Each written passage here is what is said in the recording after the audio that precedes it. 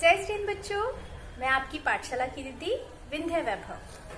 पिछले वीडियो में मैंने आपको सिखाया था कि पूजन की 8 द्रव्य कौन कौन सी होती है और उसको थाली में लगाने का सही तरीका क्या होता है।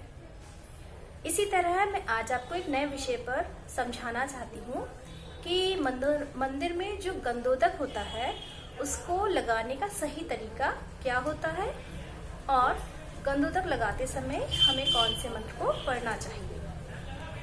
आप लोगों ने देखा होगा कि मंदिर में 2 पात्र होते हैं, एक में जल रखा होता है और एक में गंधोदक रखा होता है। बहुत सारे लोग इसे अच्छे तरीके से नहीं लगाते हैं, तरीका जानते ही नहीं है, क्योंकि अब मैं आपको सही तरीका बताती हूँ। जैसे आप ये देख रहे होंगे, थाली में एक पात्र रखा हुआ है और उसमें कुछ लौंगे डली हुई है और दूसरे पात्र में पानी रखा हुआ है। सबसे पहले हमको अपने दोनों हाथों को इस जल से अच्छे से साफ करना चाहिए।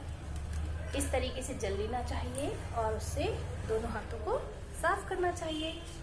अब ये जो उंगलियां हैं, इन दोनों उंगली में बहुत थोड़ा सा गंधोदक लिया जाता है। गंधोदक केवल इतना लेना चाहिए जितना हमारे माथे पे आसानी से लग सके। ठीक, तो अब इन दोनों उंगलियों को बिल्कुल थोड़ा सा डिप करते हैं, जरा सा, जिसमें 2 बूंद आ जाए। कोशिश कीजिए कि आपके नाखून भी जो है गंधोदक से टच ना करें। अब बहुत श्रद्धा और बहुत विनय के साथ में हम गंधोदक में बिल्कुल जरा सी गंधोदक लेंगे और इसके नीचे भी अपना एक हाथ लगा लेंगे ताकि ये जमीन पर ना गिरे। इसके बाद हम इसे अपने माथे पे लगा सकते हैं, चाहे तो इसको आंखों पे लगा सकते हैं और चाहे तो गर्दन पे लगा सकते हैं। परंतु बहुत सारे लोग क्या करते हैं, इसे सिर में भी लगा लेते हैं, बहुत सारे लोग इसे पेट में भी लगा लेते हैं, पर यह तरीका सही नहीं है। गंधोदक लगाने के बाद में हमको वापस से अपने हाथों को अच्छे से धो लेना चाहिए। ठीक, अब बात आती है कि गंधोदक को लगाते समय कौन सा मंत्र पढ़ते हैं। गंधोदक को लगाते समय पढ़ते हैं निर्मलम निर्मलीकरणम पवित्रम पापनाशनम जिन गंधोदकम वंदे अष्टकर्म विनाशनम। अब बात आती है कि इसका अर्थ क्या होता है। हमने पढ़ा तो, पर हमको समझ में कुछ नहीं आया।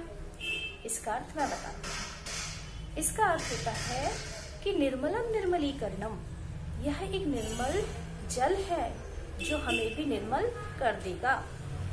पवित्रम पापनाशनम, और इतना अत्यधिक पवित्र है कि हमारे सारे पापों का नाश भी कर देगा। जिन गंधोदकम वंदे, भगवान जिनेंद्र का ये जो गंधोदक है, जो स्पर्शित जल है, यह गंधोदक अष्टकर्म विनाशनम, हमारे 8 कर्मों का नाश कर देगा। एक बार फिर से हम इस पूरी प्रक्रिया को अच्छे से समझते हैं। सबसे पहले जब भी आप मंदिर में जाएं तो जहां गंधोदक रखा हुआ है उस पात्र में अपने दोनों हाथों को अच्छे से साफ कीजिए, फिर मंत्र पढ़िए और इस गंधोदक को लगाइए। निर्मलम निर्मलीकरणम पवित्रम पापनाशनम जिन गंधोदकम वंदे अष्टकर्म विनाशनम। इस तरीके से करने के बाद में आप अपने हाथ को फिर से जल से साफ कर दीजिए। बहुत सारे लोगों को मैंने देखा है कि गंधोदक बहुत सारा ले लेते हैं, उससे पूरी आंखें वाखें सब साफ करके फिर उसी में हाथ धो देते हैं। हमेशा एक बात याद रखें, एक बार गंधोदक लेने के बाद में आपको 2 बार हाथ धोने होंगे, एक बार लेते वक्त और एक बार लगाने के बाद में। ठीक, तो अब जब आपने आंखों से इसे स्पर्शित कर लिया है तो इन उंगलियों को वापस से गंधोदक में कभी भी डिप मत कीजिए, कभी भी दोबारा से इसको मत डालिए और गंधोदक केवल इतना लीजिए जितना आसानी से आपको लग जाए। बहुत सारे लोग क्या करते हैं, इसको इस तरीके से ले लेते हैं और वो पूरा गंधोदक जो है जमीन पर गिर जाता है। हमेशा ध्यान रखिए, गंधोदक की बहुत विनय करनी चाहिए।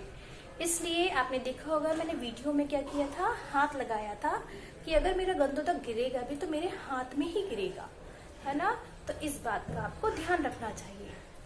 आपको पता है, मैना सुंदरी जो थी, उन्होंने इस गंधोदक की पवित्रता और निर्मलता के कारण, इसकी अपार शक्तियों के कारण राजा श्रीपाल के कुष्ठ रोग का निवारण किया था। तो हमें भी इस गंधोदक के महत्व को समझना चाहिए और इसको सही तरीके से लगाना भी चाहिए।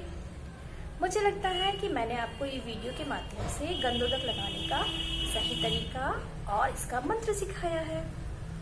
आप मेरे चैनल को लाइक कीजिए, शेयर कीजिए, सब्सक्राइब कीजिए और बेल आइकन भी दबाइए। अगले कुछ ही दिनों में हम और नए नए विषयों पर आप लोगों को छोटे छोटे वीडियो के माध्यम से जानकारियाँ देते रहेंगे। मुझे पूरी उम्मीद है कि आपको मेरा ये वीडियो बहुत अच्छा लगेगा। कमेंट बॉक्स में आप और कौन से विषयों पर वीडियो चाहते हैं वह भी लिखें। तब तक के लिए मैं आपकी पाठशाला की दीदी विंध्या वैभव। जय जिनेन्द्र।